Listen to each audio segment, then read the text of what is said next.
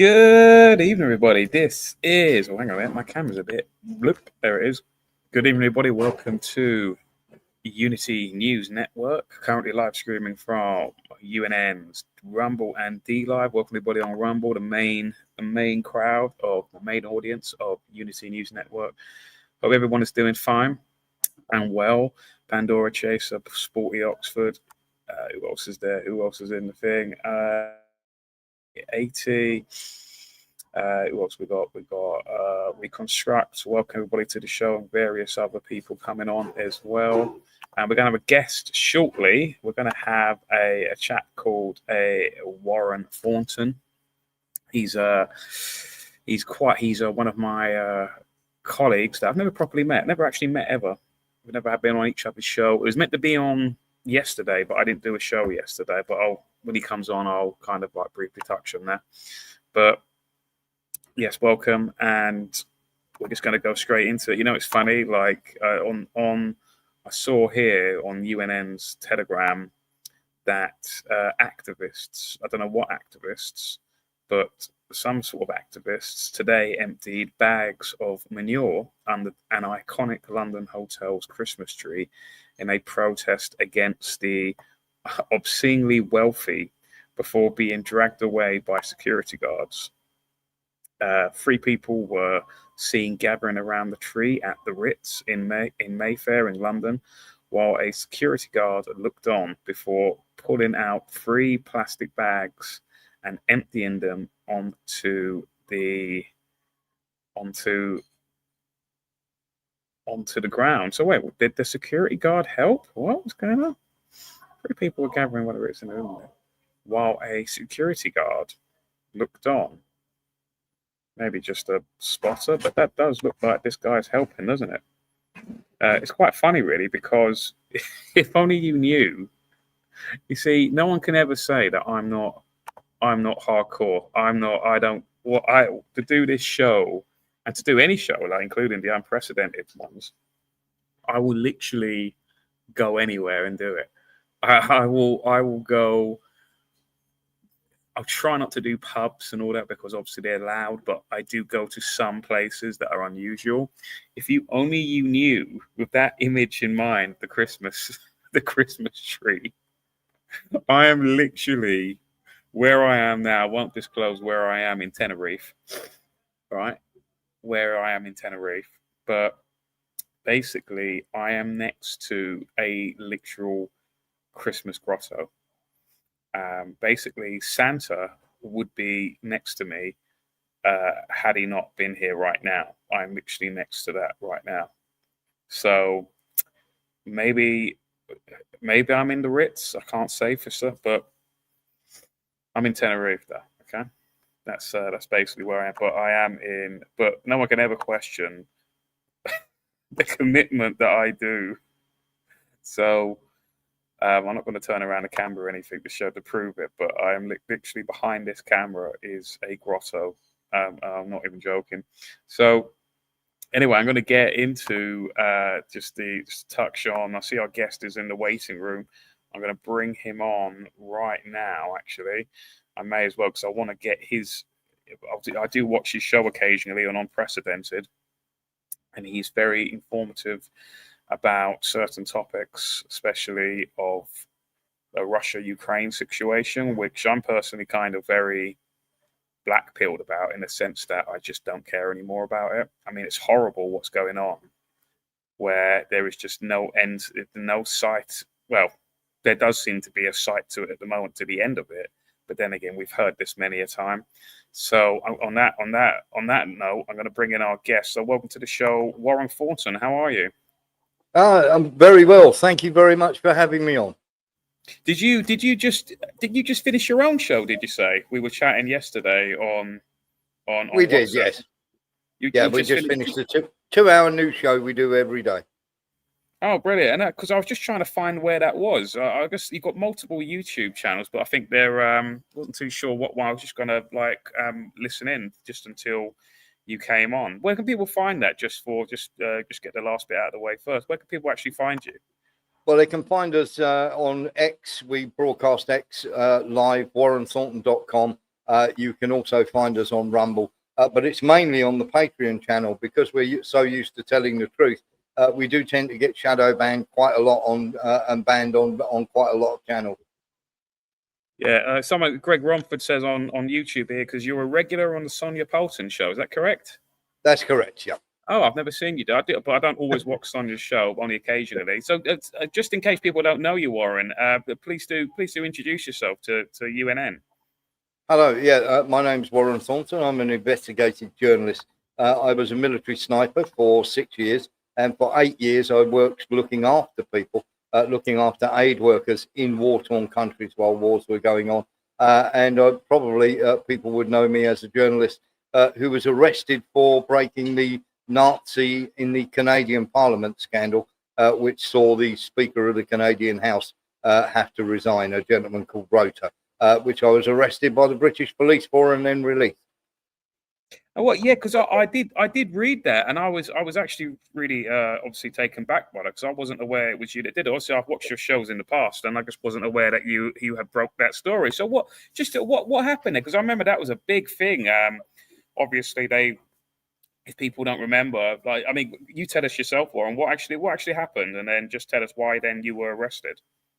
Yeah, over the years, of course, with the work that I've done, I've bumped into lots of, shall we say, people of military intelligence, also people in embassies and everything else. And through one of my contacts at the River House, obviously MI6, they turned around and told me that the gentleman that had got the standing ovation in the Parliament was once a prisoner of war in the UK. So very, very simply, I jumped up and started investigating who this guy was, and it turned out that he was in the Galatian regiment, and of course, therefore fighting on the side of the neo-nasty, or the nasties, as we will call them. And the problem that we had, of course, was that his son, Martin Hunker, his name was Yaroslav Hunker, his son, Martin Hunker, was the chief financial officer of the biggest mining corporation in Canada, and had given a huge amount of funds to the Speaker of the House for his political campaign. His name was Rota, and of course you had Krista Freeland, who has got links to her grandfather and certain things that have happened in the past there. So of course there was a major problem, and of course as soon as we broke the story, I was in the middle of a live on a Sunday on my Telegram channel. And where there was a knock, literally I'd gone downstairs. I'd left two people to have a quick chat. I thought I'll just pop downstairs, put this rubbish bag out. And as I put the rubbish bag out, I was approached by the police. They turned around and asked me if that was my name. They asked me if I would like to come along. I said, I'm in the middle of a show. And they turned around and said, well, you have to come along with us. And I said, well, if you're going to do that, then you need to arrest me. So they arrested me. I was taken to Bristol police station, where I was questioned for 12 hours. Luckily, I had a very good solicitor, and of course, they released me without charge. They wanted to give me, and they've changed the law a little bit now, but they wanted to give me a caution. And of course, my solicitor said, no, you either charge him or you release him. And of course, under the journalist charter, I was arrested for malinformation, not misinformation or disinformation. Misinformation is when you don't know it's incorrect and you broadcast it. Disinformation is when you know it to be a lie and you still broadcast it. But malinformation is when it is completely true, but they don't want the public to know about it. And therefore, that might be termed as malicious. So that was what I was arrested for, and then released after 12 hours. Do you know, Warren, it's actually quite interesting you say that, because I don't know, are you aware of this story that was released yesterday or today by the Grey Zone? And it's basically an expose, essentially, about how notices, yes, British, basically the whole of the, and I've said this for ages, that the entire, I mean, I'm sure you have as well, and many others, that the entire British media is totally controlled by the UK state. Like, people think that they're getting, you know, choices like you do with political parties, like, oh, we got the Sun over here, and we got, you know, whatever, the Mirror, we got the Daily Mail, we've got the Guardian, and all of that. And yes, we do have some of them do indeed have certain how can you say, flavors in a way. But in Yes. reality, ultimately, via the editing desk of all of these media outlets, including the televised ones, they are all basically controlled by MI5, MI6 as via the D notices, that basically the grey zone, which they've managed to get hold of this information through years apparently of freedom of information requests. And Yeah. essentially, there's a body called the DSMA, which stands for, if I can find it here, what does it stand for? It stands for, oh, I've lost it here, but basically, it is the body that has the final say. The Defense and Security Media Advisory Committee Yes. censors Yeah. the output of. Go on, continue. Yeah, it's a Ministry of Defence run body that has military and intelligence officials. I know some of the officials who actually work in those areas. Of course, it's all run by the River House. But of course, this is, how can I put it? You know, UK, there's also the 77 Battalion as well. And there's many, many people. And what they also do as well is they very much run, or shall we say, have huge influence on Ofcom as well, which is quite staggering. But these people very much suppress many news stories, quite a lot of them to do with, shall we say, children and politicians. Some of the stories they've actually, shall we say, stopped from reaching people. It's quite spectacular. It's quite staggering. Yes, it is, and again, it really does show that all, like, how is this different, Warren, to any kind of information that we hear about when talking about other nations, especially places like China, when they, and at this point, I think if it is true what they're saying about China and Russia, etc., and all of this, then I don't think we're any better. I think that we're pretty much on the same kind of level when you have bodies like this.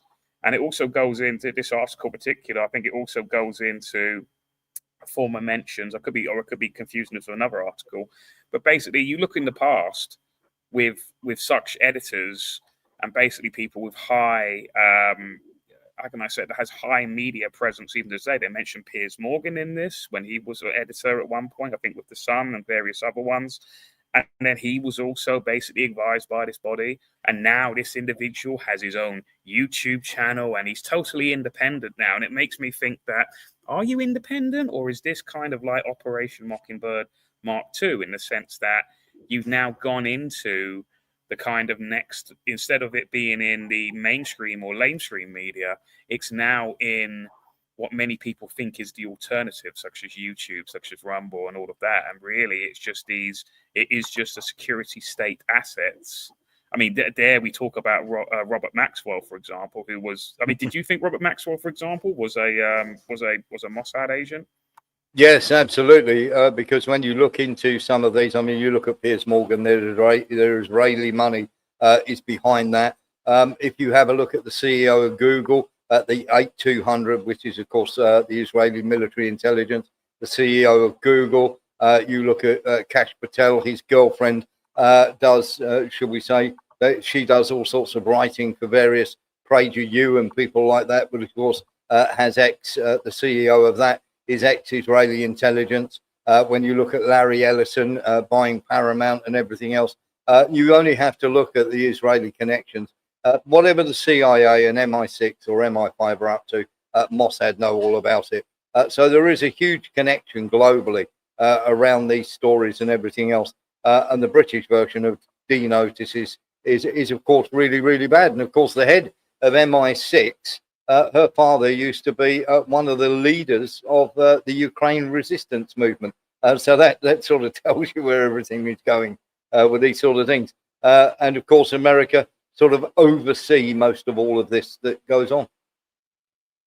Yes, again, I think it is part of that Five Eye network, that Five Eyes, so basically all the security. But I call it the Six Eyes really, because they don't really include Mossad in that either. But it is basically the total. It's very Orwellian, isn't it? It's very like it is from like Viva Vendetta and all of that. When basically the public, it's got to a point now where I think, you know, when Trump came into power and stuff, there was obviously the fake news kind of hashtag and all of that, where it was only fake news for bodies like MSBC and CNN and all of it. And but now I think people are maybe not totally consciously there, but at least on a subconscious level, where people are just becoming like the people from Viva Vendetta, where when they watch the news, they all just look at it and they just know they're being lied to.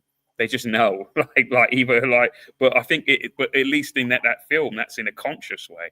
But here in the moment in the Western world, I think that subconsciously they're at that stage where they know that they might not know consciously, they might not quite understand it, but they at least know that we've got to a point now in modern day society in 2025 where people just truly do not believe what they read. I mean, that's always been a saying, isn't it? Always been a proverb: never believe what you read.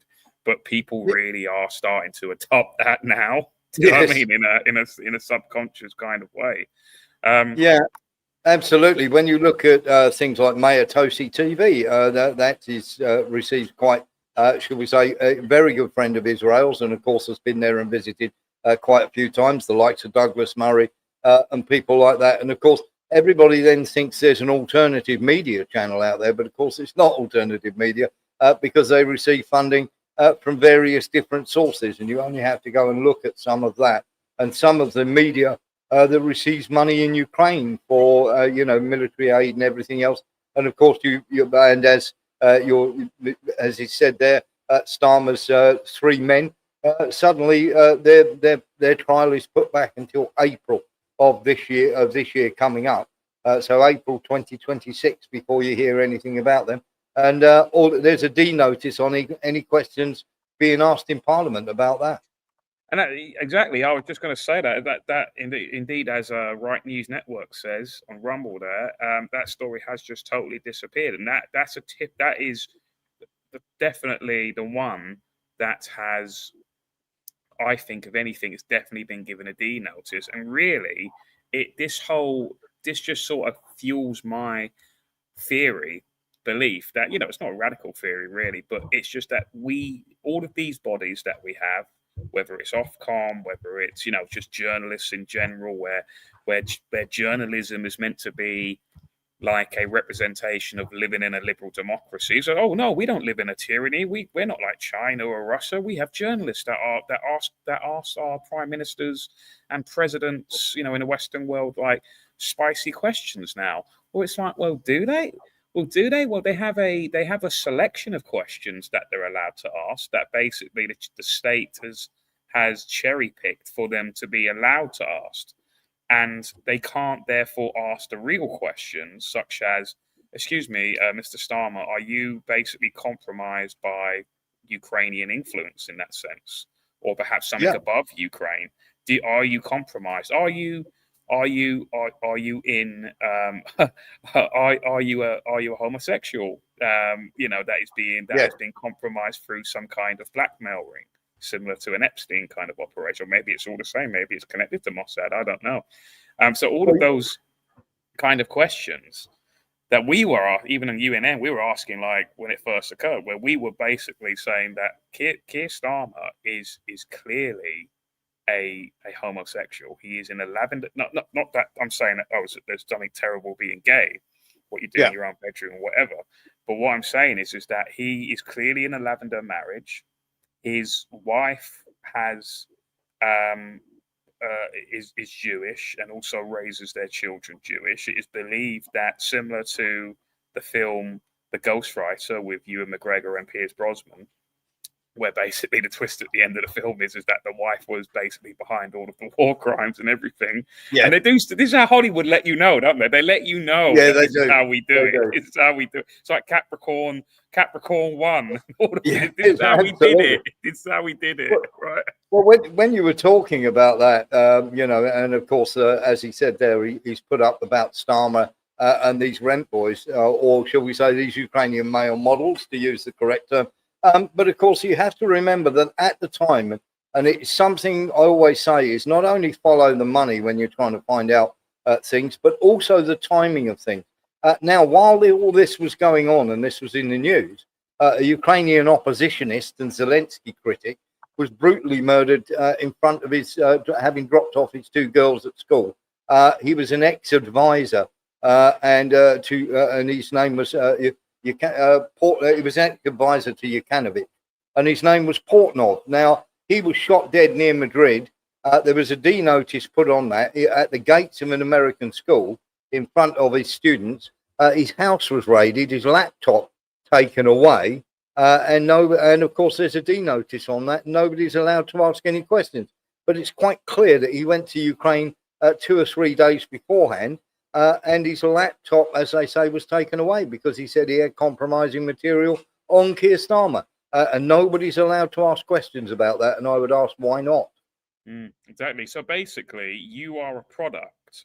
You are an individual that has essentially circumnavigated around whatever obviously the DSMA have issued a D notice on because obviously the Five Eye network, again, Six Eyes I call it, but Five Eyes, the Canadian intelligence services work with the British intelligence services, obviously, and they have the Canadian intelligence has probably told the rest of the Western intelligence services that, hey, can you not let it known that this Ukrainian individual who is being honoured in Canada, can it not be let out in your relevant presses? Yes. To put the D notice out that a gag order, if people don't know what a D notice is, to basically silence anyone from doing that. And obviously, so your contact from wherever has basically leaked that to you essentially, and then you have basically released that information that obviously then went worldwide, and you were then spoken to by the police. And it's a long reach, isn't it, from Canada to the UK? But they all work together, on these sort of things. And of course, at the time, it was not, many people were turning around and saying it only took a little bit of digging. So it wasn't like the mainstream media couldn't turn around and break this story, because it only took a little bit of digging to find out that he was a British prisoner of war, that he was actually part of the Galatians, shall we say, who committed all sorts of, a member of the SS who committed all sorts of atrocities inside Poland and inside Russia. In fact, his very unit that he was part of was responsible for shooting a 14-year-old boy. Wow. There's other examples in this article. Also, we've covered this on UNN here. The mysterious death of a MI6 codebreaker who was found. People remember, was found dead in his bathroom in a suitcase. If people remember that example, drowned in a suitcase. It was just found in a suitcase, and according to this information that the Grey Zone has gathered, is that the coroner, I believe, or whoever was investigating it, basically recommended that, or advised the investigators that it is probably an MI6, as in MI6 has murdered one of their own. Whereas I think at the time, again, like even to this day, everything is just blamed on Russia. It was basically the story was, it must have been Russia. It was Russia that did it. But it seems that through this, really, it looked as though that it was trying to blame, as in the evidence looked more like it was actually the security agents, the British security agencies that murdered this guy for whatever reason. I must say that what we have from our source at the River House is the guy was about to become a whistleblower. Now, the Russians don't kill somebody. They don't come to your country and kill somebody who's going to be a whistleblower. It's a bit like the Porton Downs story, with the poisoning, the Skripal poisoning. Quite incredible that people think that the Russians would actually poison one of their own that close to Porton Down, and then, of course, would cause some sort of deadly accident, and then they would leave it laying around in a bin in a perfume bottle that, of course, they used to infect him with. The narrative on that was such nonsense. Yes. Even when I was like, you know, a normie or whatever, I remember just listening to that and just thinking, what? Like, you know, and all of like the whole how this guy how he was killed. This is the guy wasn't he found on a park bench or something? They said, oh, it was some kind Yes. of like poisoning or whatever. But all of the people who would have visited that place, I'm like, well, if it is so potent, as they're saying, then surely anyone that would have walked past or gone to that address or whatever would have also died as well. Like, wouldn't there be like a pile of like delivery people or whatever just piled up there? I remember thinking stuff like that. Like, it was the other thing as well with the hazmat suits when they went into the property. Yeah, and they that's said, what I mean. That's what I mean. So how come all like the postman, or how come all of like whoever was the leaflet distributors, or whoever goes around the gas man, whatever? How come there's not like a body? There's not like loads of dead bodies of people that have passed by that property at some point. Oh, I remember thinking I was just going, what? Like that doesn't make any sense. Like what a load of nonsense! I thought not a problem at all for the policeman who visited the property. No, exactly. Another individual that should have been dead as well. So, Warren, obviously, because you've got quite a lot of knowledge. So, tell us about because I've like I said earlier, I've not really been the whole Ukraine-Russia situation. Obviously, it has peaked up in the story over the last few days. Yes. What can you give us, like, basically a rundown of what is actually going on out there? Because obviously you've had Zelensky's number one basically left, that right hand man basically has resigned due to an anti-corruption kind of scandal, and you had this organization called NABU, which is basically just tell us, Warren, what's going on? What's the update? And with like America and all of this, with Trump going out there, tell us about it. So basically, in 2014, they overthrew the Americans overthrew the democratically elected government of Ukraine. There was a gentleman called Yukhanovich, Victoria Nuland, and the National Endowment for Democracy, which is a front for the CIA, poured lots of money in, and we've seen this happen in Georgia. And various other places where they have these peaceful protests that then very soon turn violent. Then people start getting killed, and they use this to overthrow the Ukrainian government. Now that was the red line for the Russians, where they turned around and said, if you allow Ukraine to go into NATO, then of course we're going to go into that area. And the Ukrainians were killing ethnic Russians in the Donbass for about 7 or 8 years prior to that. So in 2022, in February of 2022, the Russians went, right, that's enough. And they decided they were going to go into Ukraine. Then, of course, Zelensky came to power.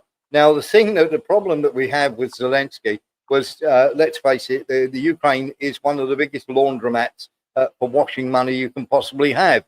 Now, NABU is an NGO that was set up with not only with USAID money. Is it really an NGO, though? Warren, is it really a non-government organization? This is like, you know, I always say that this is how, and you see this with Palantir in America, to get around the constraints of constitutions and you know, basically just trying to. It's like sleight of hand kind of stuff. It's basically they'll just create a private company or a charity or an NGO in this case, pretend that it's just been set up with just individuals. And you saw this one particular one was in Syria with the white helmets. Do you remember that one? And it was just MI6. It was MI6 in disguise. It was run by an ex-MI6 guy. He was later assassinated by, I assume, the Syrians. I don't know. But basically that's what they do. They set up and so continue on. They set up this NABU NGO. Go on. Yeah. So basically, what you have is NABU, this NGO, which of course, and let me tell you here, 9 times out of 10, the Open Society or the Open Society Foundation started by George Soros, and the Soros family have worked hand in hand with the CIA for decades, not just 10, 15 years. You're talking, they go back to just after the Second World War as a family. And of course, they are the ones who helped set up the NGOs with the National Endowment for Democracy, USAID, and everything like that. And basically, it's the CIA front. It's their way of being able to control. That's all taxpayers' money, just for yes. For so what was happening was this NABU was, of course, keeping an eye on where the money was going, so that it was going to the right people. Zelensky tried then to take that in-house, and of course, very quickly got his funding cut, so he decided not to do it. And very simply, what happened after that is NABU, with the Americans now wanting this peace deal because the Russians are winning hands down by a country mile. They want this war to stop. Zelensky's not playing ball, so they went after his lieutenants. So they've gone after Yermak. Now, bear in mind that the chief negotiator for Ukraine, who met with Rubio and Witkoff the other day, is Rustem Umerov, who is mired in all sorts of corruption. So they went after Sersky, and they went off after Yermak, and of course Yermak resigned. They went after Mindich, who of course is part of the Kvartal 95. So Mindich was laundering this money for Zelensky and his chums. He's now in Israel and is not coming back. And of course, his second in command, Yermak, has said he's gone to the front lines. That's absolutely not true, because they showed a picture of him that was an AI mock-up. But basically, because the river of dirty money, the Ukrainians wanted control of where this money was going. The Americans decided that they didn't want that. And of course, very simply, now what they've done is they've decided to charge his lieutenants to get Zelensky to play ball with a peace deal. Sorry, apologies, continue. So very, very simply, what we've got now is a really bad peace deal, because very simply, the Americans wanted peace in Ukraine. They're trying to get out of it with a winning draw. They're the ones who organized this war to extend Russia. And of course, it's gone very, very badly for them. So very simply, what's happening here is they want a ceasefire. They want the war to stop. They don't want it to go any further. They don't want Russia gaining any more land. And very simply, if they wanted this war to stop, they'd just cut off all the funding. But they're still selling weapons to NATO, who are giving them to Ukraine to fight Russia. So, what do you actually see this now? Finally, because we've heard this lots of times before, where people think that it is coming to an end. Like pundits. I mean, when I say pundits, I mean like the mainstream puppets, basically. That this is going to come to an end shortly and whatever. Do you actually see this actually becoming the final end of, or will this just continue until, I don't know, like until everyone in that war is dead? I don't. What's your opinion on it? So very simply, if they wanted this peace deal, this is not coming to an end anytime soon. The Russians have been very, very straightforward, and there's been many of these discussions, but nobody is listening to what the Russians want. They want denazification, or shall we say, to get rid of the lunatics that are actually running Ukraine, and have a more, shall we say, stable government that at least doesn't have to be friendly towards Russia, but it doesn't have to be antagonistic. They don't want Ukraine ever to be part of NATO, and also they want to demilitarize Ukraine down to a point where they can never threaten Russia again. Now, those are the three main tasks of the SMO that the Russians put forward when they went into Ukraine in 2022. They haven't changed. Ever since then, of course, Europe, who have been giving all their money left, right and center to Ukraine, are now in a hole. They sort of pretty much need the war to keep going. Britain, Germany, France, America, they're not going to put boots on the ground. They managed to talk Ukraine into fighting an enemy that they thought wasn't going to be as strong as they were. And of course, it's backfired spectacularly. And Ukrainians are dying in vast numbers. And the Ukrainians now are so, shall we say, levered up with all the neo-nationalists that they've got there, that of course they're not going to stop the war. Now they're actually beating people up, throwing them into vans, They're going onto the front line inside a week, and they are getting slaughtered by the Russians. At the I don't moment, get. I don't yeah, understand how. I mean, if I was forced into, I mean, first of all, I would just never. I mean, I would take the kind of Muhammad Ali or Cattish Clay when he was before he was Muhammad Ali, and take that stand where I would just, I'm not doing it. I don't care. You can throw me in jail if you catch me. You can throw me in jail. But there's no way I'm going to follow any orders or do anything. I'm going to be totally. I'm going to be the worst soldier ever. I'm going to be totally ungovernable in that sense. Like you just won't get me doing anything. most of them are. That's what they say about Muhammad Ali, that the greatest fight he ever fought was actually fighting the draft. Yes. He rebelled against it. He got his title stripped from him when he was Cassius Clay. And then, ironically, it was actually the US state, by putting him in prison, that then radicalized him into, what's it called, the form of Islam? Yeah. The black Islam. What's Black it Panther. called? No, well, yeah, that's part of it. But what's the Nation of Islam? The Nation of Islam, yeah. It's like the Black Power one. That radicalized him. He came out after however many years in prison, and then he won the title again. But I don't understand. Like, if they forced me onto that battlefield, like actually picked me up and gave me a rifle and put it up, I would honestly just turn it around, and whoever the commanding officer was, or whoever was the NCO or whatever, and I could shoot them. I was like, that's what I would do. I would. And many how have. Is that because I don't hear stories about? Obviously, you get stuff is suppressed, and obviously the D notices is probably possibly covering that up as well. But you would have thought that. I haven't seen any kind of like footage or videos. I mean, maybe I'm just not looking. I don't know. But have you seen any of that kind of stuff where the soldiers are just? I've got an absolute stack of these videos that I can send you. Basically, what happens is they don't throw them in jail. They literally beat the living daylights out of them, throw them into a van, take them to a training center where if they refuse to fight, they beat them again. And then they throw them onto the front lines with very little food, very little water. And they have, shall we say, people behind them, mercenary soldiers, that if they try to retreat, will then shoot them. So very simply, they either fight with the weapons that they've got, and half the time they're not given anything like decent weapons because they know what's going to happen. And of course, they try to surrender to the Russians. And when they do that, the Ukrainians pick them off with drones by literally flying these drones in and blowing them up. So they're sort of in between a rock and a hard place. But 250,000 Ukrainians have deserted. Over 100 are already in captivity. They do not want to fight. I can send you video after video. They call it quaintly conscription. There are 60-year-olds being thrown onto the front line.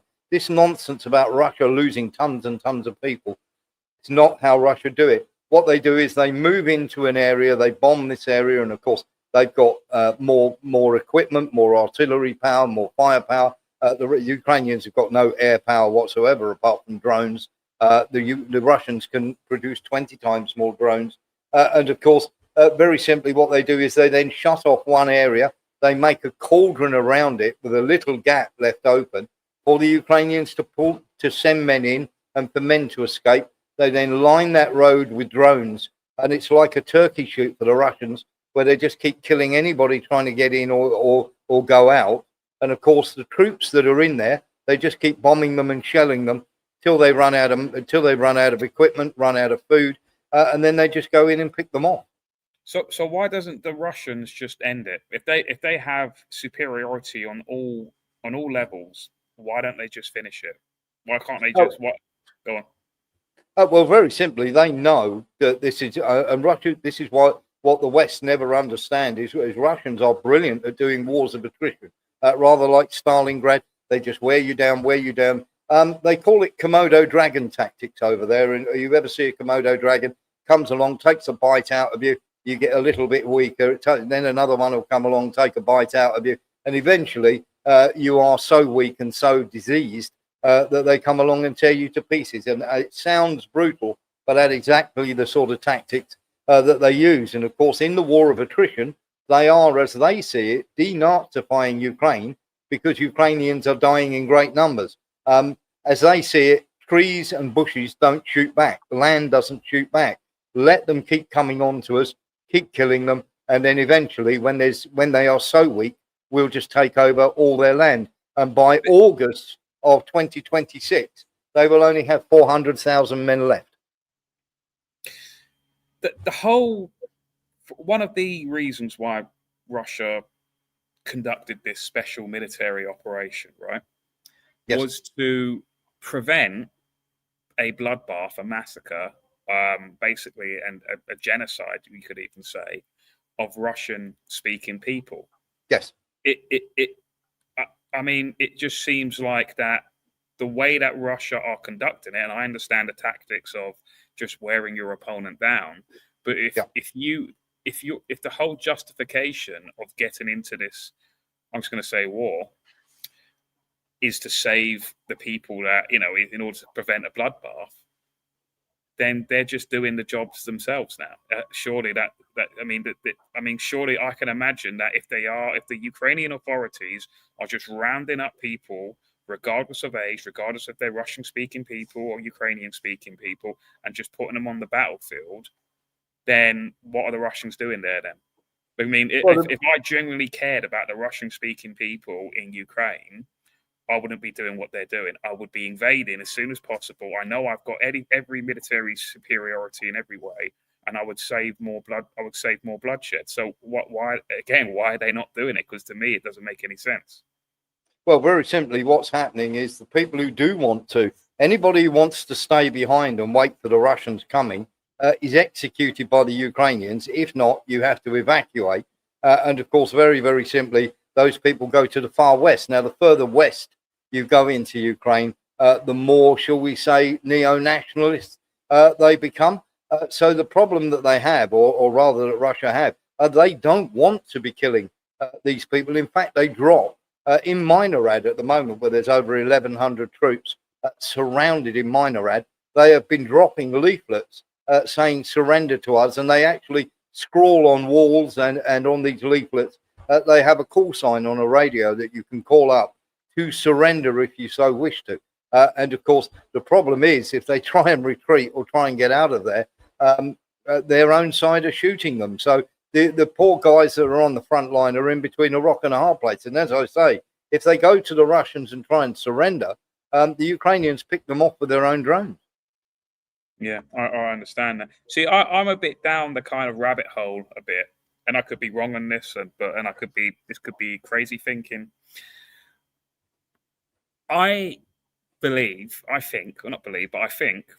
that some people think, people take sides like they do on the left and right, like they do with Labour and Tories, like they do with Republicans and Democrats. People are just tribalistic in nature. A lot of people, anyway, they take a side, and even no matter how bad their side is doing, they will still defend that side because they're just tribalistic. Yeah, absolutely. I personally think, because people think that Putin is this great guy and all of that, and I don't think he's great. I think that he is just as controlled, or at least maybe not as controlled as Zelensky, but I think he is definitely controlled. Putin is, and I think generally this is all about property development. As strange as that may sound, I think that this is all about bombarding all of that land that they're fighting over, and basically in the future we've heard about BlackRock, we've heard about what's his name again, Larry? What's his name? Larry Ellison? No, the BlackRock, Larry Fink. Larry Fink, yeah, people, BlackRock saying that, we're going to rebuild. It's like Gaza now, where they say we're going to rebuild. Trump says we're going to turn it into this great, great place, and all this. And I can't help but think that basically they say that all wars are bankers' wars, don't they? And I don't want to put words into your mouth, Warren, but no. You look at there's a certain ethnic group that most bankers are, right? Yeah. I think that this is all. We're talking Zionists here. Let's be honest. Yes, right. Yeah. I think that basically all of this is about, because if you look at that particular area, there is a lot of Jewish heritage in that area, and I think that in the past, and even now, and I think that basically, like Gaza, where in Palestine they want greater Israel, and it's all Yeah. about property development. It's all about Yes. we want to turn it into this. How can I say this Zionist city? You know, this Zionist world. And I think that basically, like New York in America, where it's basically another Zionist stronghold, and Trump has come from that area, and I think he's totally controlled by Zionists, is that they also want a Israel in Europe, and that will Yeah, be that absolutely. area of Ukraine. And I think that Russia, because there's even like anti-Semitism laws in Russia, people think that Putin's based. He's Yeah. not based, right? He's just got the branding, the image, the marketing to make him look Yeah. like strong man. You know, a bit like similar to kind of like Trump. But Let, he's looked up to the eyeballs, and I think they're basically Zelensky and Putin are basically just kind of working together in a way to just bombard that place, just like Gaza, and they're just going to let, turn it into little Israel or something, or big Israel. let me put some flesh on the bones of what you're saying there. I mean, we're talking Khazarian mafia here, and you know, when you sort of go down the rabbit hole. Now, very, very simply, Israel gave Zelensky 10 million to build an extra runway at an airport so that people could make a pilgrimage to the house of a dead rabbi that lived in Ukraine. So that tells you everything you need to know on that score. Yeah, now Putin was very much, went off message. This is the whole problem that they have, is Putin seemed to be going along with everything that everybody was saying, especially Israel and everything else. And then suddenly he went off message and started to be more pro-Russia than he did pro, shall we say, the Zionist mafia or anything along those lines. So very much the Chinese, Putin has to be got rid of. And Zelensky, of course, did you know that Zelensky has just signed an order to stop Russia being the second language in Ukraine? And the second language in Ukraine is going to be Yiddish. I did not know that, but I can totally believe that. So of course, and as I say, I mean, I'll send you some of the stuff so you can have a browse through it. I've got absolutely tons and tons of this stuff, and of course, as I say, they gave him 10 million to build another runway so they could literally go and have a pilgrimage from Israel to Ukraine, so they could literally go and have a pilgrimage to this dead rabbi's shrine that is actually in Ukraine. And there is a lot behind that. You're absolutely right about Trump being owned. Remember that one of his greatest backers gave him over 100 million, and of course they're pouring quite a bit of money into. I mean, like you just don't get given. There was a I don't know if are you in you're in the UK. No, I moved out of the UK because I didn't think it was going to be good for my health. Do you know what, mate? I'm totally on board with that, mate. Because I mean, considering the way that the state of the country is going. I'll tell you where I am now because I know the next war that is coming. So I am now in the Philippines, starting to report on the build up for 2027, 2028. Wow. What do you think? So very simply, what they're going to do is they're going to try and make a peace there. They're winding up Japan, the Philippines, the Philippine Coast Guard, and the Chinese Coast Guard are already having clashes in the South China Sea. The Japanese are going to be putting American defense systems pointing at Taiwan, pointing at China and Taiwan from various islands. And of course, the Chinese are getting upset about that. At the end of 2027, the early part of 2028, January 2028, the Taiwan will have a new election. And of course, the pro-Chinese party almost got in last time, and it's only a coalition that kept them out. So of course, they want, there's going to be a battle over Taiwan, and that's coming between the USA and China. But the USA won't do it. They'll use a proxy, and that will be a toss-up between the Philippines, Japan, or Australia, but most likely Japan. Do you think, because I've got to the point now where I just do not believe anything that is being said to me about places like China, North Korea.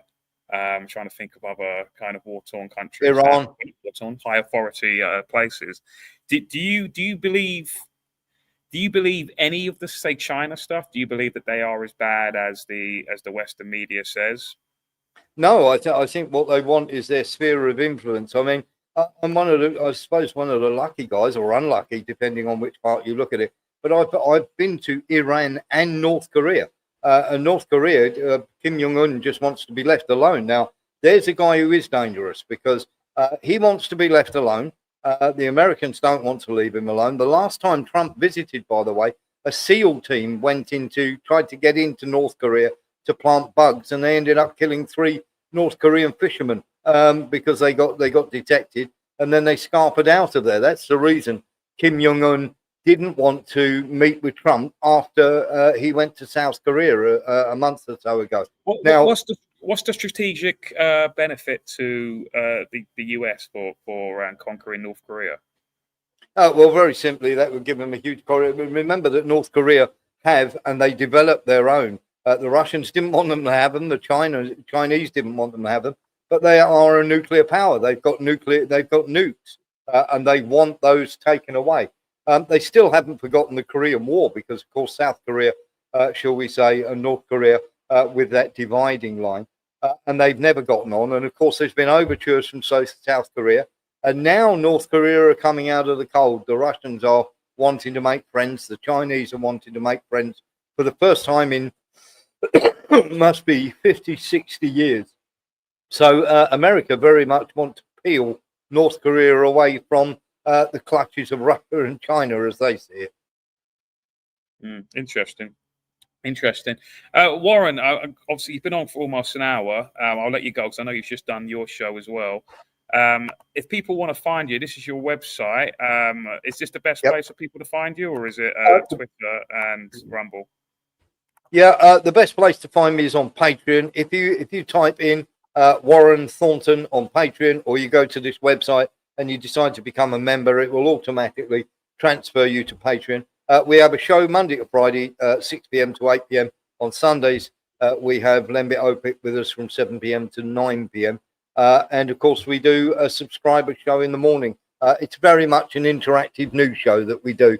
And of course, we're very, very grateful for people like you for having us on your show. Yeah, of course. And also, you're obviously working with Unprecedented as well, aren't you? I am, yes. I work with Lembit. Yeah. Let me just quickly get that up because obviously I do a show as well with them. But I know you do more of a regular one, and if people want to subscribe to that, I do apologise, by the way, Warren, for not coming on yesterday. For you not coming on yesterday. That's okay. So, there was some broadcasting issues, and I just thought, I don't think it's even worth me doing a show because it was just so few people I would be broadcasting to. I would just be, do you know what I mean? So I thought, you know what? Instead, I'll bring you on UNN, and also we can show you to the UNN audience as well. I think you've been great personally. I think you're very well informed. Thank you. And you do know your stuff. So if people want to obviously go to Warren's website, obviously you'll see him on Unprecedented TV as well. Please do. But Warren, you've been absolutely great. Thank you for coming on, mate. And I'll see you next. Anything you want to say before going? Yeah. First of all, I'd like to say thank you very much for having me on UNN. I hope you'll come and be a guest geopolitical commentator on one of our new shows one day. And to everybody out there who's watching the show, thank you very much, and keep fighting for the truth. And keep people, shall we say, the government, keep watching the government, always follow the money, and always look at the timing. And thank you so much for having us on. All right, and Warren, thank you, mate. Take care, yeah, and I'll see you again another time. Will do. Take care. Bye-bye now. Take care, mate. See you soon. See you. Bye-bye. That was Warren Thornton, guy. Yeah, very interesting guy. Very interesting. I've been watching some of his shows of late. Yeah, very good guy. So where do we find Warren? Well, obviously his website, as says Oksana on. Didn't I put it? I swear I put it into the chat. I should have gone to the Rumble chat as well as the YouTube. As well as the YouTube, the YouTube and on it's the man from the TV. It is. I put it on the screen there anyway. So anyway, well, it's not coming up. What's up with Rumble then? What's up with Rumble? Let's see. We're going to have a look. Hang on, where usually it will it will pop up saying that I've sent it to Rumble as well. And oh, that's strange. But yeah, I'm broadcasting from Rumble as well. Anyway, let's crack on. Obviously, unprecedented as well. If people want to, obviously, I do a show for them as well as other presenters too. But that's Warren's ones anyway. Thank you, Pandora Chaser. Yeah, it's there. It's in there. Thank you for doing that on Rumble for me. So I was going to go next. The next story I wanted to go on to. Let's see. So there's actually been quite a few, not major. So there's been some, our favorite on UNN here, Tommy Ravenstein, our favorite guy we like to talk about. One guy I particularly have come to dislike quite strongly, not just Tommy, but a new kind of pet hate for me is this Ricky Doolan guy. Now, I've heard about this guy for a while, but never properly looked into him. If people don't know, it's this chap here. This guy is, I think, if people are falling for this guy is, in my opinion, this guy, he comes across as a con artist, a very obvious con artist. He has totally remarketed himself, rebranded himself. I remember him where he was just a guy in a suit with not bleached blonde hair and not a beard. He was just a very kind of typical looking politician sort of looking guy. And he has reinvented himself. He's on Liam Tuft's channel recently, wearing his ridiculous attire with a giant cross and leather jacket, and he he looks like, let's see if we can find. He genuinely looks like Derek Decorum. If people remember that, Derek Decorum, if people don't know, was a TV celebrity medium, as in a person who could communicate with the dead. He has since died, right? And he, in my opinion, was a total grifter con artist guy. And it seems as though he has, what's going on with my Tinternet? He has totally become, there has been in the last year, I would say, there has been a massive push, especially in the CivNat nationalist, the CivNat kind of sphere, I've noticed, where all of these individuals, people like Paul Golding, people like Tommy, people like, I'm trying to think, you can name a few others. There has been this just ginormous push that everyone has suddenly, even Russell Brand, I know you wouldn't call him a nationalist, but all that kind of sphere where people have converted all around the same time. You have Nick Tenconi as well in UKIP. I remember that. John Enoch. Yeah, I remember that. Ricky Doolan, he debated Laura Towler from God, I've got the names now. What are they called? Mark Collette's outfit. What are they called? What are they called? God, I've forgotten their names now. The organization. But Laura Towler debated him, and he PA. That's it. Thank you. The Patriotic Alternative. And yeah, even watching that some time ago, I remember thinking this guy is just not. He's just a bit of a clown. So I get a bit of connection problems. If I go on to what I want to go on to, what was it? It was Twitter, wasn't it? He's essentially become. I can't get it on. He was on Liam Tuft's channel, and he's now supposedly, and the individual responsible for. Before, this is from No Chance. I think No Chance is a regular viewer as well. Before anyone throws money at Tommy Robinson's new scam, putting Christ back into Christmas on the 13th of December, consider this. Ricky Doolan takes credit for leading Tommy to Christ when Tommy was in prison. Why is this important? Well, we must look at who Ricky Doolan is. Now, Tommy Robinson is not a Christian. I know he came out in that totally over the top, but serious, as in this was a serious stunt that they pulled off, where Tommy was released last from prison, and he came out with a beard, obviously a long beard, basically kind of Jesus looking at style. He had a comical giant wooden cross. Again, there is this new phase in the in the nationalist sphere, or the patriot sphere, probably a better word to use, the patriot sphere, because I don't really think all of these people really are, well, they're not patriots or they're not nationalists. They're just basically just in a club that is pretending to be Christians, they're faux Christians. But what is this, in my opinion, all about? I think personally, and now this is my take on it, and it's obviously going to possibly go down like a lead balloon, possibly to the UNN audience.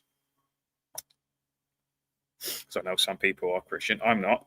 I personally see myself as an ex-Christian. I was baptized a Catholic, and everyone's keen on Catholic. I know even Emperor Clues isn't. But I don't like it anymore. I reject the interpretation of a creator presented to us by ultimately Judaism, because whether people want to hear it or not, Christianity and Islam are basically continuations, extensions, sequels to the original mother religion, Judaism. And I've said here, Doolan is a total obvious scam artist. Just look at how he dresses. Similar to now deceased medium Derek Decorum, Doolan is also a wall licker. He was literally, when everyone was going to Israel last month or 2 months ago now, he was one of the people who went there to lick the wall. He's also another wall licker scammer / Christian. All this is about, again, worshipping the chosen people. They want everyone, because this has now got to a point where everyone's starting to notice stuff about Israel and the chosen people. And they're starting to notice that, hey, I don't think these people actually have the best intentions for the West. They only have the best intentions for their own people and their own lands. Whether it's Israel Now, future Greater Israel Project, or what I was talking to Warren with in Ukraine. I think Ukraine, they want an Israel in Ukraine. And that is basically why they are bombing. And Putin is assisting in that, because Putin is, again, like Geert Wilders, like Trump, they are zogged up to the eyeballs. Like Putin is very much a Zionist, really, like Geert Wilders. And they are assisting in this bombardment to flatten that whole area and basically turn it into Little Israel or something like that, or Sister Israel. This is all about containment. People are starting to notice. And I think that what Ricky Doolan and Tommy and Nick Tenconi and Paul Goldin and all of these other obvious, in my opinion, obvious Zionist-controlled people, is that they are trying to push all of their followers and convert them to Christianity, like how Russell Brand has done. And by doing that, by converting most people to Christianity, and most people will follow their cult leaders, is that then automatically, when they convert to Christianity, where they will totally convert, where they get baptized and all of that, or whether they just reignite the, Christian heritage within them and start going to, midnight mass more, or start going to, whatever, other denominations of Christianity. They're not really specific in what denomination. They're just saying you just have to be Christian. You just have to be Christians. I don't really care, because it doesn't really matter. All of them don't really matter. It doesn't really matter what one. And by doing so, by becoming more Christian, you will automatically become more pro-Israel, because you'll just all start automatically defending them. You'll start automatically saying that, oh, they're God's chosen people, and, whatever, they can do no wrong, essentially. What they're doing in the Middle East is, protecting the Holy Land. And that's what I think that they're doing. And that's why there's this massive push of Christianity, because ultimately, and again, it's going to be a bit spicy and people won't like this, right? Is that people need to break away from the Abrahamic matrix, I've called it, and recognize Christianity is just another desert faith, foreign to these lands, as in the UK and the West in general. It came over on a boat. It was never indigenous to Britain. It might be arousing people going, oh, it's been here for 1,500 years. It's like, right, so what?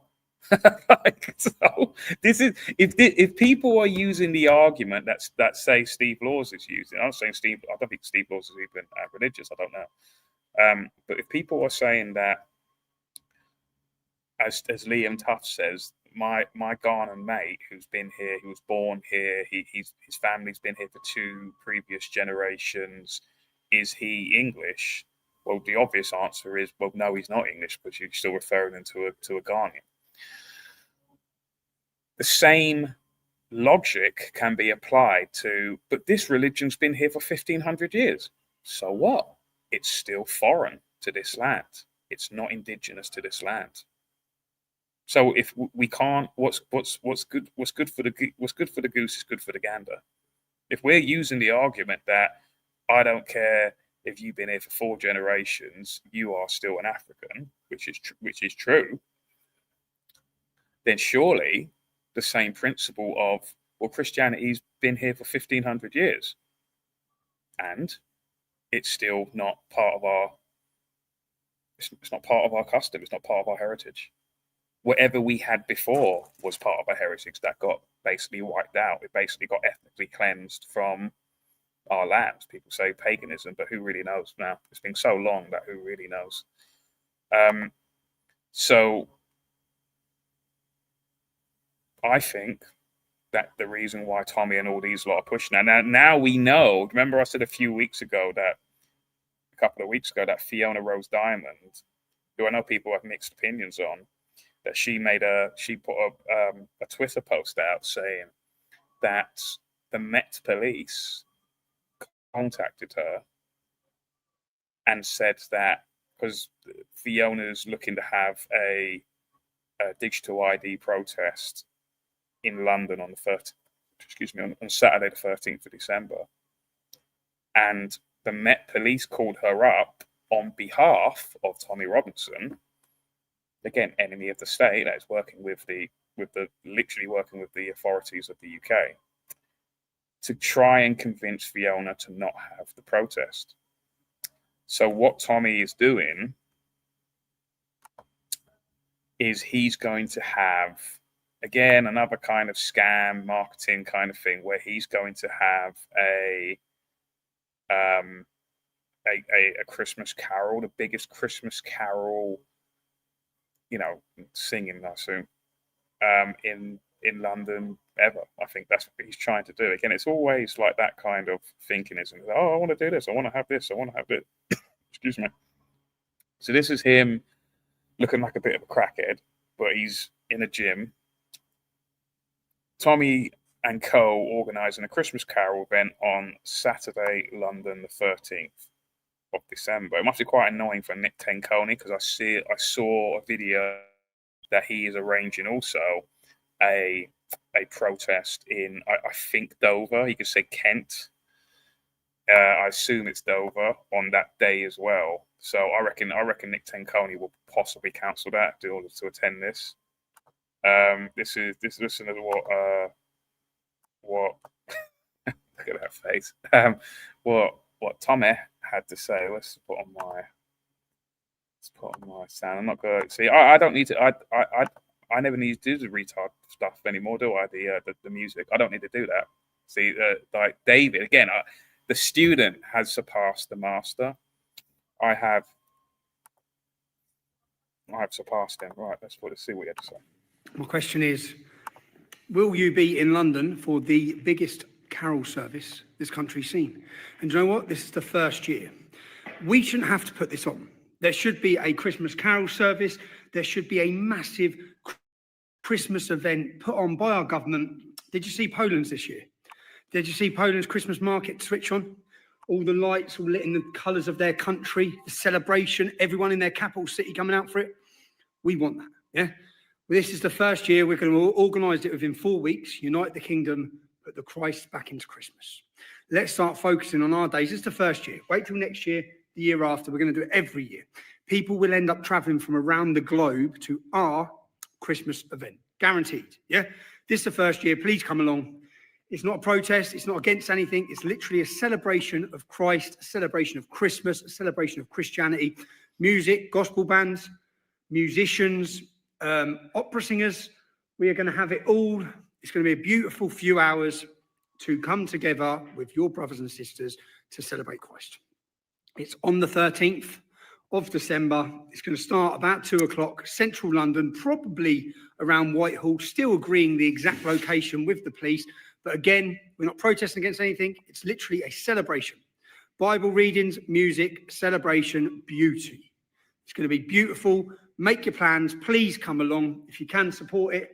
Is it UTK Christmas? We're going to have a beautiful stage set up. Beautiful. It's going to look beautiful. It's going to be beautiful. It's going to feel beautiful. So make sure you're there, yeah? And again, this is the first one. And we as a country and as a community need to focus on our important days. Christmas, Easter this year. We need a parade, okay? They've stopped it. Our government has stopped it.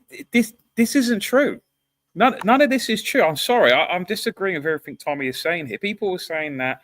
Look, do you know why I know why I personally think that basically? Well, first of all, I don't celebrate Christmas. I've been saying this to people I know, close families and friends, that I don't celebrate Christmas. Christmas, even if you are a Christian, Christmas is not mentioned in the Bible. There's nothing that it doesn't reference when Jesus was born. Most Bible scholars think he was actually born in spring, because that would make more sense then, wouldn't it? Because it's obviously, if Jesus is God, and it's about rebirth, it's about, re-healing the world, etc., then surely it would be in spring, where that is nature's way of renewal. You have the end, winter, death, and then you have the start of life, start of plants. So you have it in spring. Most people think he was born in April, well, scholars that is, right? So even logically, again, using the Christian logic, it doesn't make any sense. And all of the world politicians, all of the corrupt, whether we consider them pedos, whether we consider, just wrong-uns, people not even religious, they all celebrate Christmas. There's a massive marketing push every Christmas. Massive. So if truly Christmas was being cancelled, like Tommy's saying, then why Keir Starmer will no doubt this year will give a Christmas message, Keir Starmer, right? An individual who is a renowned atheist, who is even bringing his children up as Jews, who do not celebrate Christmas. I will guarantee you, I'll put money on it, he will deliver a Christmas message. All of the world leaders, no matter what we think of them in the Western world, will deliver a Christmas message, guaranteed. Therefore, if they are pushing Christmas, if the establishment powers are pushing Christmas, then in my opinion and logic, you should not be celebrating it, because it must be evil, therefore. Because all of these people do is celebrate evil. So why are they pushing Christmas? Because ultimately, like I've said, this is about Abrahamic matrix control. Ultimately, you are worshipping, by being a Christian, you are worshipping a Jewish individual.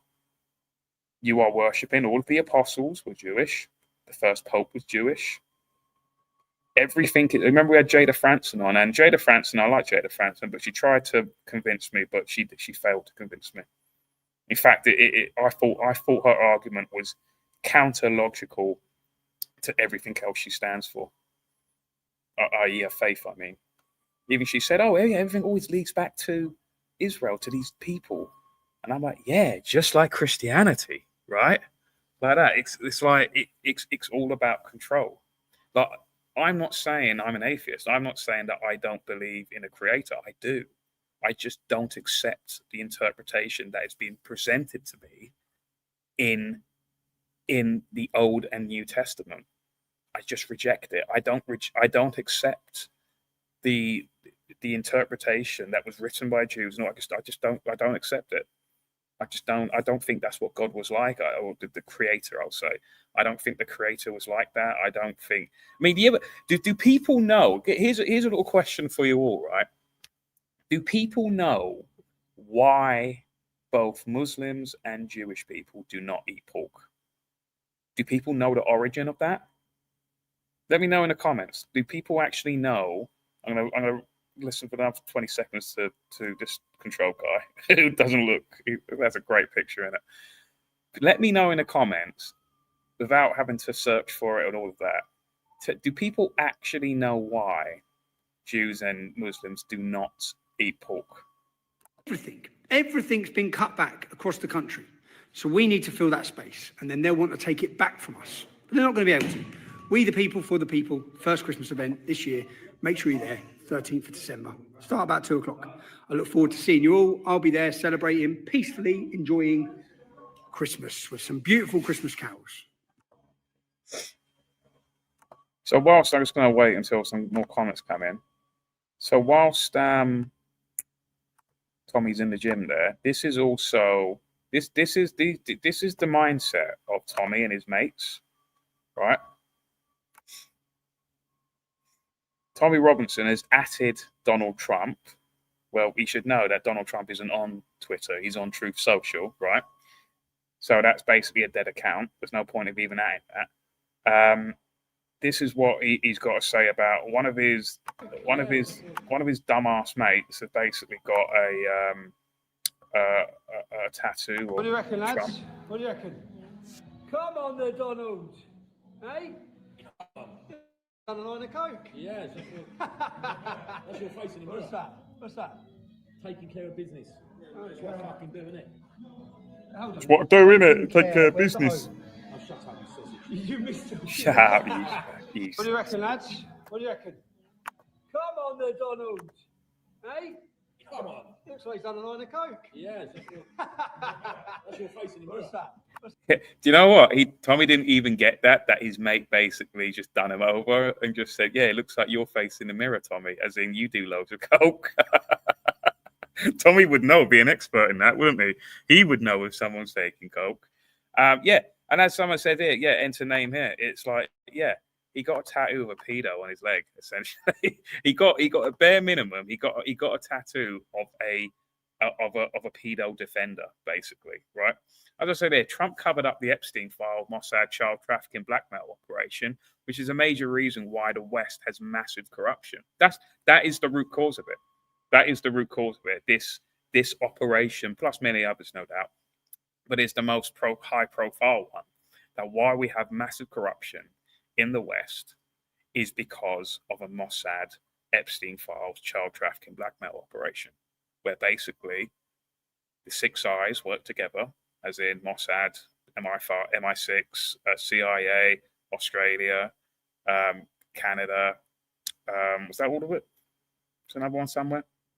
They all work together to basically install puppets that they have dirt on, and they want pedophiles. They love pedophiles because then they can control them. They'll get them because these pedos and these individuals, they're easily compromised, and they purposely get them in certain positions, compromised positions, and they control them. And that's why this country and the West in general continues to decay, right? If you look past the Epstein, you could go, oh, the Epstein files isn't important. Then you are failing to understand the whole reason why Trump went into the White House originally. He went in as an anti-corruption force and was supposed to drain the swamp. That was the line, wasn't it? Drain the swamp. Well, he hasn't drained the swamp. If anything, he has protected the swamp, because by covering up the Epstein files, i.e., pedophilia, essentially, there's just no point of him being in the White House at all. Then he might as well stuck in Hillary or whoever was his Biden again, like Kamala Harris. It doesn't matter. So it doesn't matter. So if you look past that, and you're even getting tattoos, you may as well just get a Jimmy Savile tattoo then to go alongside it, in my opinion. It just doesn't matter, because we know that Trump is in those files anyway. And at bare minimum, he has lied to his following. He went on a rant as well, Trump, about Somalia, and people are saying, "Oh God, yeah, he's back." I'm like, "Excuse me, Epstein? Excuse me, Epstein?" He went on a rant. Trump went on a rant about Somalia, about, oh, we should just send them all back, and they're not welcome here, and all of this. And it's crumbs to the peasants, basically. Because it's funny, he went on last week saying that we need more H-1B visas, we need more, outside people, and it doesn't matter what people think of that. The whole point of him being in the White House, that people voted for him, is to stop that, right? America first. Make America great again. That's what it was all about. Give jobs to the American people. And what he's done is he's totally U-turned on that and says that, no, all of our people aren't talented, they're rubbish, they're lazy. We need other people, outsiders, to come in and take the jobs. Only because his biggest donors, as in big tech bros, just want slave labor. They want to import slaves. They know that these people coming in, and I feel sorry for these people personally. They think that they're going to come into paradise and they're just going to come into slave labor. These people, I mean, look at Elon Musk. Elon Musk is living up to his family tradition. When he was in South Africa, his family owned slaves, right? And this is not me trying to be like bloody Owen Jones or anything, but this guy is just a slave master. That's all he is. The rest of them are as well. They're all South African as well. When you actually look into them, they haven't given up any of that traits, right? That's all they want. So now Trump has gone, where's that rant? Right? I want to stay on Tommy though. I want to go on and tell you the reason why they don't eat pigs as well, right? Where's Trump? Trump. Oh, he's trending. Oh my God, he's so based what he said about the Somalians. Now, when people eat, the thing is, the sad reality is people are going to eat that up as well. Trump about Somalians. I don't want them in our country. Their country's no good for a reason. Their country stinks. They're garbage. So he went on a rant. Apparently, Apparently, he fell asleep in there during the meeting, and then they sort of prodded him, and then he woke up, and he just went automatically on a rant, right? Again, he is turned into Joe Biden. He ain't gonna. I can't see this guy lasting his full. In our country, their country's no good for a reason. Their country stinks, and we don't want them in our country. I could say that about other countries too. We don't want them to hell. We have to rebuild our country.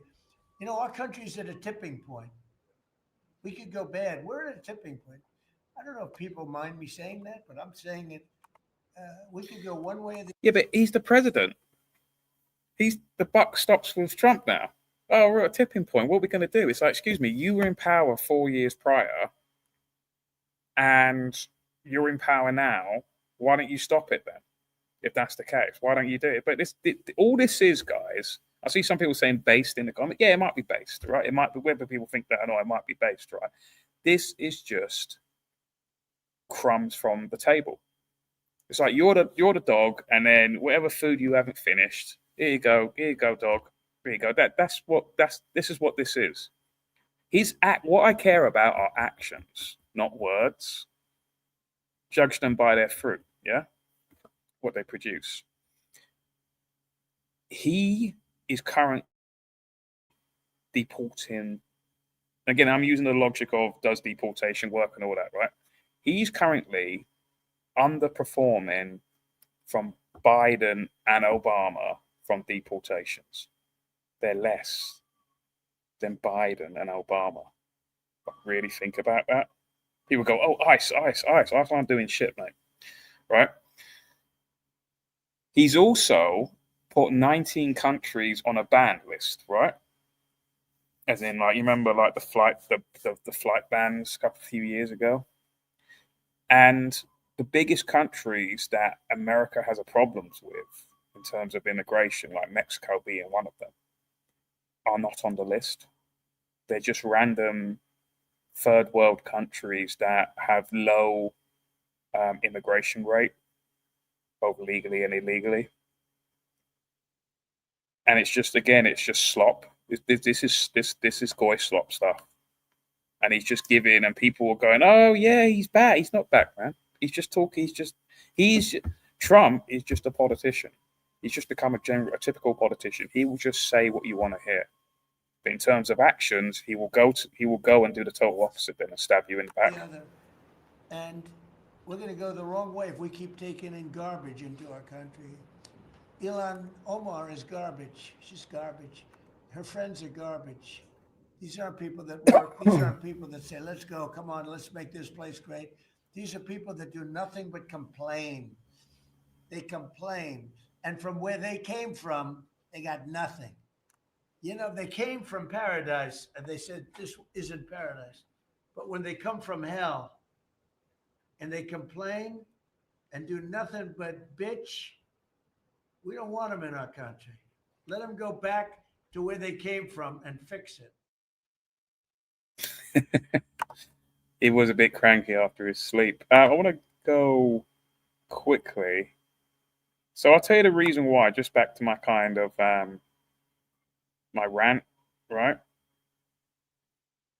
Again, why the patriot movement, faux patriot movement are converting people to Christianity, I think, as containment to get them, because if you turn them Christians, nine out of 10 of them will be slavishly supportive of Israel. There'll be some Christians that go, well, actually, but most of them will, unfortunately, yeah. So I was saying that I reject the interpretation of a creator, right? They have all you see in Hollywood, all of the stories like the Ten Commandments with Charlton Heston and Ben-Hur also with Charlton Heston and all of those kind of stories. That is the kind of comic. I see them as comic books. Like there's the comic book interpretation of a god, right? That's their version, their story of a god, right? So I asked earlier, like, why do because people really only think about when not eating pork, most people think of Muslims, and that's because of the brainwashing and conditioning that people like Tommy have introduced to the British public. Where they just automatically, people who don't eat pork, they think of Muslims, right? They don't really think of Jews. Now, the reason why Muslims also don't eat pork, because again, Islam is just a continuation or extension of Judaism, like how Christianity is. It's just done in a different one goes left, the other one goes right, but they all come from the same place, Judaism, right? Just that one goes left, one goes right. And Christianity and Islam basically nick rules, plagiarize. Well, not plagiarize. I think it's continuations. They don't even plagiarize. It might as well be sequels. Like how the New Testament is a sequel to the Old Testament, essentially. Is that they, in this case, because all the bad aspects of Islam, where do they get their ideas from? They get their ideas from Judaism.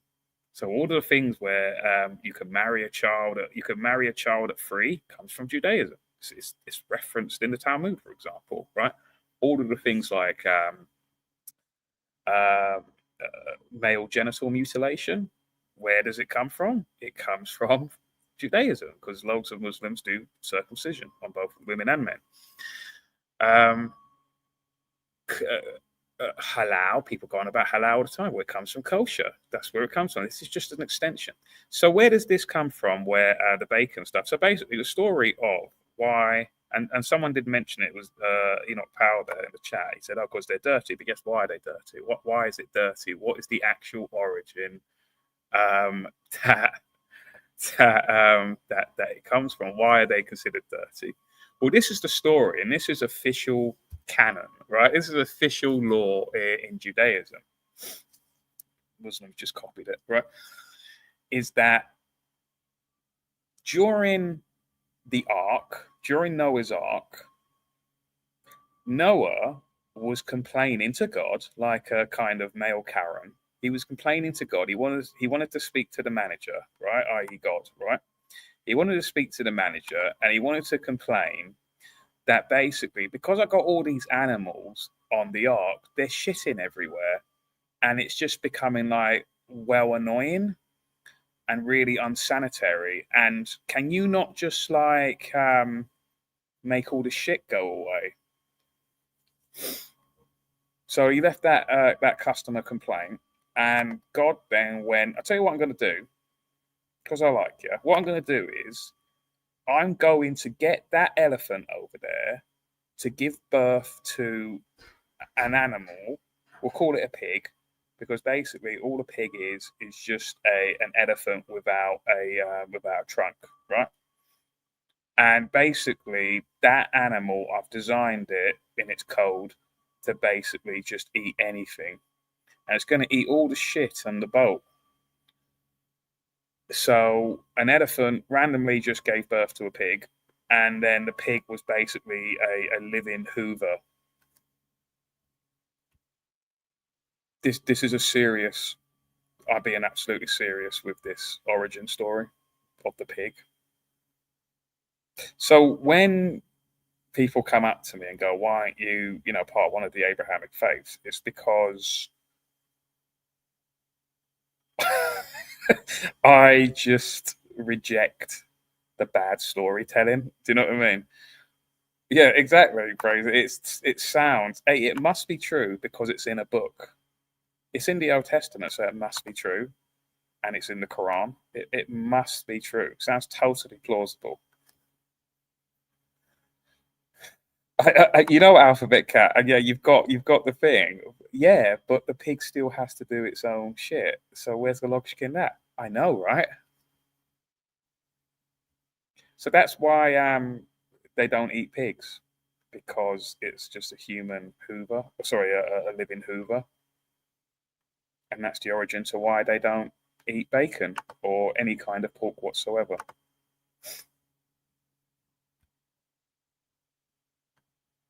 Yeah, I'm not joking in this. This is actually the truth.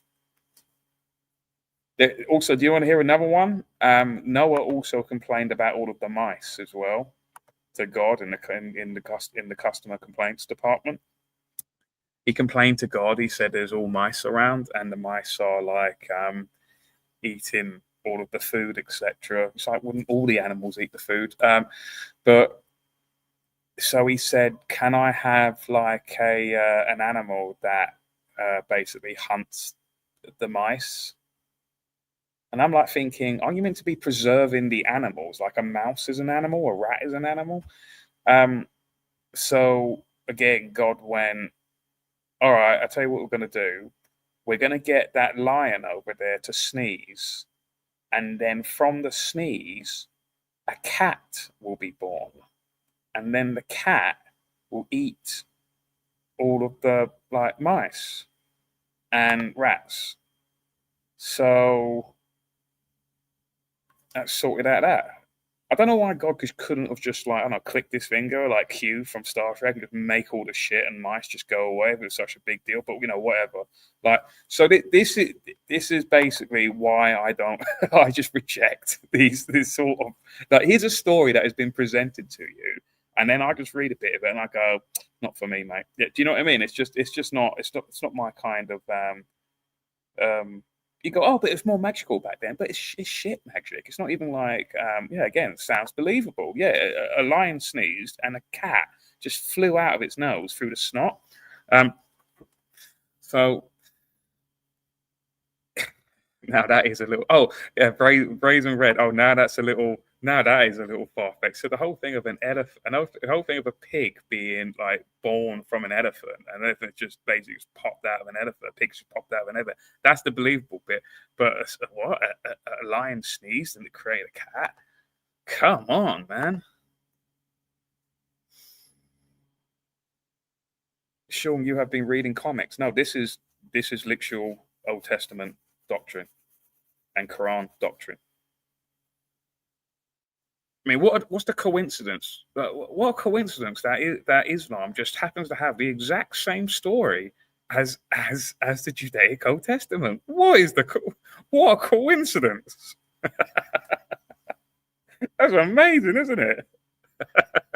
Because it's just an extension. There's that theory that basically Islam was created by Jewish people because they had a rivalry with the Catholic Church at that point, and then they just create like how we do in America, like how the West does.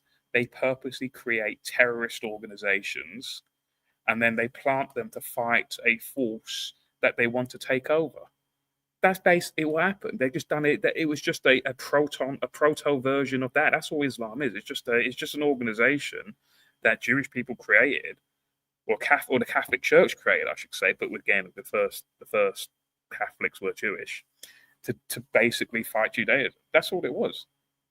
It's just that's all they've done. It's that the whole thing is fake. Like, in my opinion, Christians and Muslims need to wake the hell up and actually just see that they're being puppeted. And you see this now. You see this play out in real time with the whole civil war fed up, where they want essentially Christians and Muslims being pushed by this con artist, Tommy Robinson and Ricky Doolan and all these people, to basically get you fighting. I mean, this is Tommy being tough.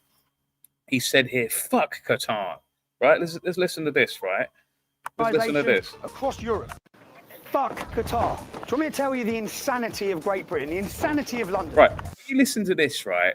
Instead of Qatar, right, as in a Muslim nation, right?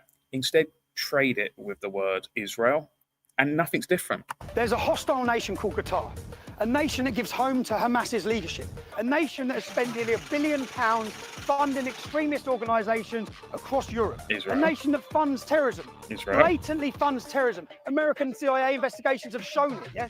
Funds terrorism, A nation whose royal families are pro-jihad and pro-extremism. And our government and our country allow them to buy our capital city. They set up in our capital city, they make profit and money in our capital city whilst funding the destruction of our country and our capital city. If you walk into Harrods to buy clothes, you are funding a country that is funding the destruction of our country. There should be no Qatari money in Great Britain. There should be no Qatari money in Europe. There should be no Israel money in Europe. Fuck Qatar. But why won't he say it? Why won't he say that?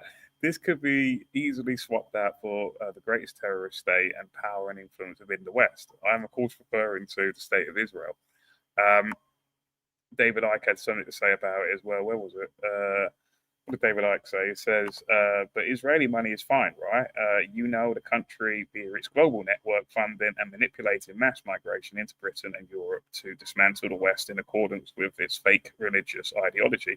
Blair is owned by Israel, the very man who opened the gates to transform the culture of Britain, according to a former aide. This is the same cult operative, Blair, who is pushing digital ID to tackle immigration. Problem, reaction, solution. Obvious, true. So Blair's pushing digital ID, which he always has, but he was the one who basically, further opened the floodgates back in his premiership, and also working with Larry Elderson and Oracle, which is a CIA outfit. So cut out. So basically, it's it's not even CIA Mossad again. So he's being Billy Big Bucks on this, but I mean, this is not whataboutism. Oh, what about Israel? It's like, well, who is arguably weighing them up? Who is obviously the bigger influence, the bigger threat, really, to the West? Is it Qatar? Is it all of the Arab nations, or is it Israel via things like the Epstein files and all of this? Well, who's the biggest threat here? See, a lot of people can't really get this because they've been so successfully brainwashed by people like this guy for years to only just focus on Islam, which is indeed a problem. But it's who's the bigger threat here? You know, we're focusing on the symptoms, not the illness. And people like Ricky Doolan, it's just an absolute. Let's see, Ricky Doolan, Liam Tough.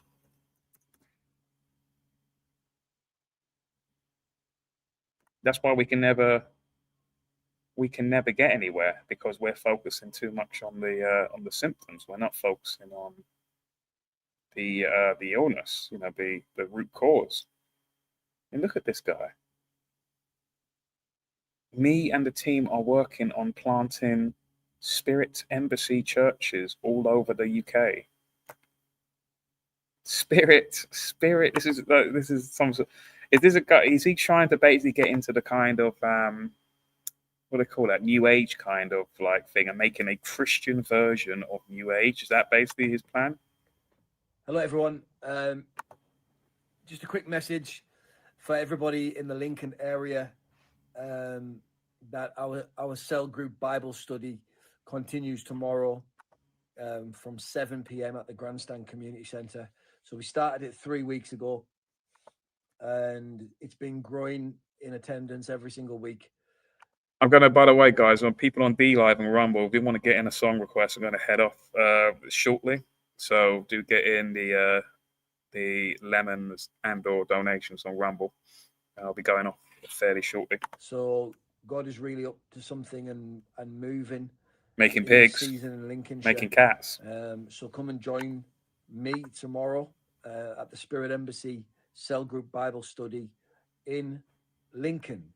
We also live stream it on X, and last week the live stream had 30,000 views. I don't know how, where, what, but that can only be the grace of God. So or you're being pushed in the software engineer control algorithm, and if you follow the money back, it will no doubt lead to some very shady pro-Zionist billionaires who basically want you to basically convert all of the Tommy Tard mouth breathers. I don't know. Is it that? Lincoln City or anywhere in the Lincolnshire area, then come and join us. We get into the Word of God. I'm teaching about biblical principles and about Christianity, and the community and the fellowship is just beautiful. It is exactly what is needed in this nation, and one of the wonderful things about Christianity that I think not a lot of people talk about, which is the fellowship and the community, and the support of each other. It's something that's really amazing. So if you're in the Lincoln area, come and join us. But I'm on a mission right now, and this is why I've not been going live every night. So apologies to those who are joining me live every single night. I am going to continue to stream, but probably not every night, because this is a season now where the Spirit of God is leading me into different areas to continue the work that we're doing. The live streams are still important, but there's other things also now I need to balance it out with. And we are wanting to plant Spirit Embassy churches all around the country, so that you people have got somewhere to go. All right. And a lot of you are coming to Jesus Christ. A lot of you are hungry to learn more about Jesus and deepen your relationship with Jesus Christ. And a lot of you are looking for churches. So I'm on a mission, along with some of the other guys at Spirit Embassy, to plant churches all around the country. We're coming to Edinburgh next. It's just that the venues took long to finalize the booking. Otherwise, we would have already been.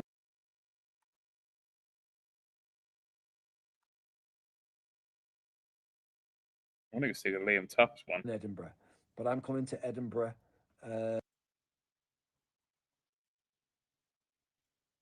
He's coming to Edinburgh. Where's the Liam Tufts Ricky one? I wanted to see that one. Liam Tufts. We'll just put Ricky simply. Let's see if that'll come on.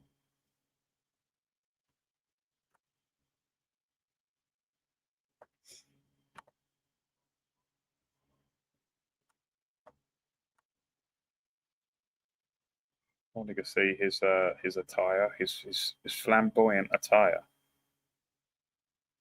on the Liam Tuff show. Oh, I've got a terrible connection at the moment. Yeah, this is some of the UNN. David pointed this out. This was a month ago. Sorry, late October. This was at this very minute, 2 months ago. Right-wing activists Tommy Robinson, Ricky Doolan, Liam Tuff, and Alex Fiddix are all in occupied Palestine, i.e., Israel, as paid-for guests of the occupational regime there. If there was any other country in the world paying for people to go there in order so they can push propaganda for them, that they could be treated as working for a foreign state. Our entire political discourse is being poisoned by Zionist money and influence. So he was there. I mean, that attire, I mean, that is something, isn't it?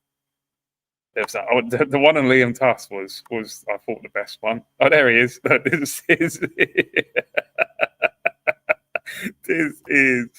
I'll tell you who this guy reminds me of. I'm going to put it on in a second and I'm going to go. Right. This guy. Under attack currently in the UK. Islam. Okay. Oh, it's Islam. Oh. Massive bag on the table. Bam, everyone's getting wrecked. Waking up to a bottle of wine. Very quickly, I became homeless. British people on the streets with Palestine flags every weekend. As a Christian man, would you say that Christianity is under attack currently in the UK? Islam is the religion that we can all see, we've experienced, sadly, that are willing to murder, maim. October the 7th in Israel, the worst terror attack we've seen probably since September the 11th. The ideology is driving it. The jihadists, somewhere around 250,000 people. People that are willing to behead, to set people on fire, to blow up bombs in public areas. On the outside of them, Islamists. They are willing to go into countries like Britain, countries like America, exploit the democratic system to turn everything towards Islam and eventually Sharia law. They believe in the beheadings, the chopping off of the hands. If you leave the religion, you die. That's the Islamists. They want to control the population. If we are all controlled by digital ID, then the illegals are going to stop. How? Me, I don't care about party politics. I care about my country, and I care about my children and the future of this nation. Do you think King Charles is defending the faith?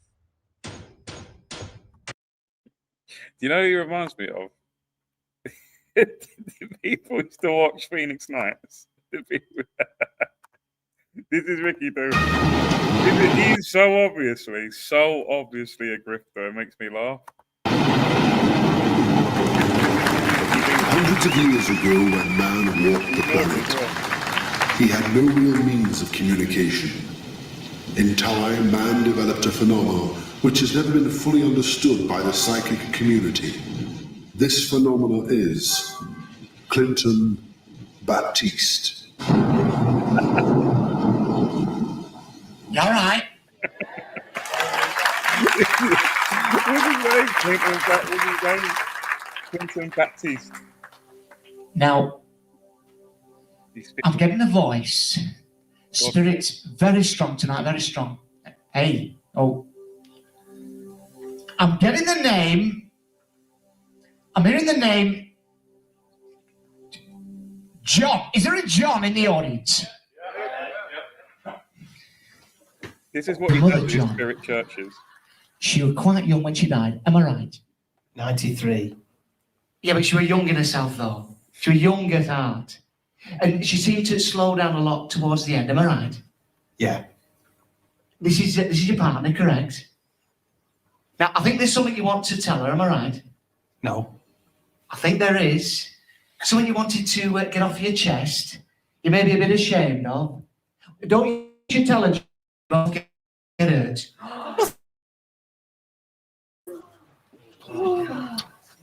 What is it? Hey, mouse. Now, I'm feeling it very strongly over here. Now, what's your name? Oh, don't tell me. It's Sonia. Sonia. Now, Sonia, love, you've not been very well, have you, love? Am I right? No. Debbie's been ill. Debbie's been... You have, haven't you, love? You've been very poorly. And it's not been easy, has it? And it is terminal, isn't it? No.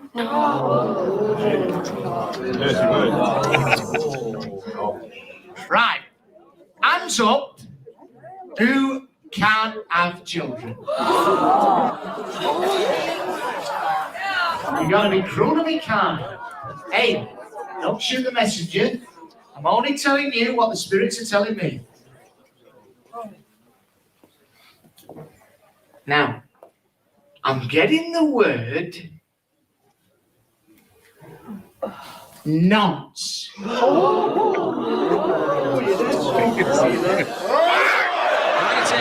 That was Ricky Doolan doing one of his sermons. Anyway, guys, I'm going to head off. Thank you. Who's the highest bidder on 1 point? What's that? That's 1,500 lemons. Wow. Thank you. Jogger Ding Doo. What's the song request you want? I got to head off. What's the song request, man?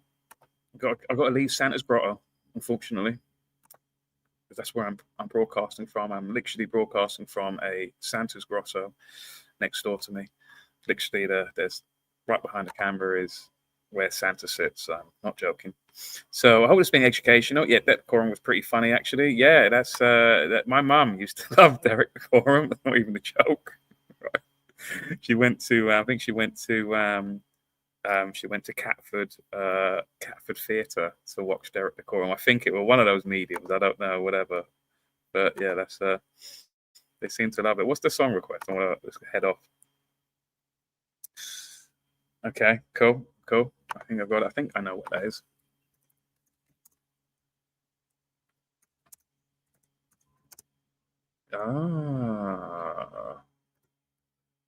Yeah, he does. Do you know what? Is that because of Ricky Doolan that the guy from Flock of Seagulls has that kind of same hairstyle as well as Clinton Baptiste?